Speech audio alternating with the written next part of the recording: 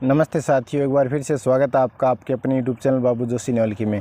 साथियों, आज हम बात करेंगे हम हमारी जो सरसों की फसल है उसको किस तरीके से यानी बिना खर्च किए हुए हम हमारी फसल को है वो पाले से कैसे बचाएं। तो साथियों, इसके लिए कुछ उपाय है।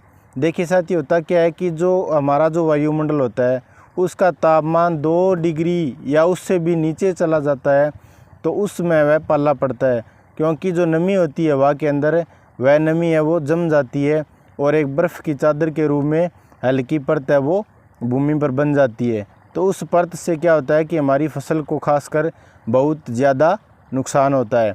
तो उससे बचने के लिए हम किसान भाइयों को कुछ उपाय करना बहुत ज़रूरी है।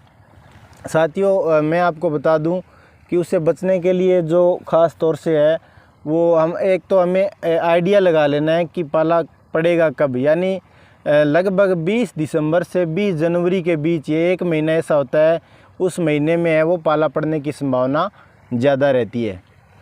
तो ऐसे में साथियों हमें क्या करना है, हमें एक आइडिया कैसे लगाना है, हमें हवा के रुख से आइडिया लगाना है कि आज पाला पड़ सकता है। जैसे मान लीजिए सुबह से शाम तक ठंडी हवा है वो चल रही होती है, उत्तरी पूर्वी, ख़ास तौर से उत्तरी पूर्वी हवा जब ठंडी चले तो उसमें पाला पड़ने की संभावना रहती है। और शाम होते होते हवा है वो बिल्कुल कम हो जाती है। तो ऐसे में क्या होता है, पाले पड़ने की संभावना ज़्यादा रहती है। तो उससे बचने के लिए हमें कुछ जैविक उपाय है वो ज़रूर कर लेने चाहिए, जिससे हमारा खर्चा भी कम आएगा और जो फसल है उसकी गुणवत्ता और उसका उत्पादन भी बना रहेगा। तो इसके लिए जो सबसे पहला उपाय है वो मैं आपको बता दूं कि पाले पड़ने से फसल के अंदर होता क्या है। साथियों, जैसे मान लीजिए ये सरसों का पौधा आप देख रहे हो, सरसों की ये फसल है, तो इसके अंदर ये जो पत्ती आप देख सकते हो, इसके अंदर ये जो कोशिकाएं होती है इसमें जो नमी होती है यानी इसमें जो पानी रहता है वह पानी है वो, क्योंकि इस पानी का जो घनत्व है वो बढ़ जाता है, यानी ये बर्फ़ का जो चादर है उससे क्या होता है कि इसमें जो नमी रहती है उसका घनत्व बढ़ जाता है। तो पानी का घनत्व तो कम होता है और बर्फ़ का घनत्व ज़्यादा होता है। तो ऐसे में ये पत्ती है वो फट जाती है, इसके अंदर जो ये कोशिकाएँ फट जाती है, इससे पौधा है वो काला पड़ जाता है, मुरझा जाता है और फसल है हमारी ख़राब होने की संभावना रहती है। तो ऐसे में हमें क्या करना है, सर्वप्रथम तो हमें हल्की सिंचाई कर लेनी है। अगर हमें आभास हो जाए तो हमें हल्की सिंचाई है वो अवश्य कर लेनी है। अगर हम सिंचाई पहले नहीं कर पाएँ किसी कारणवश तो हमें अगले दिन तो सिंचाई अवश्य कर लेनी चाहिए।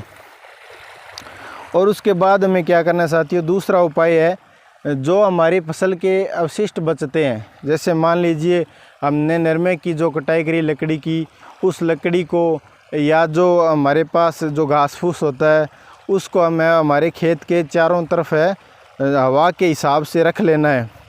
तो शाम के समय यानी अंधेरा होने के बाद हमें है वो धुआं है वो कर देना है खेत के चारों तरफ।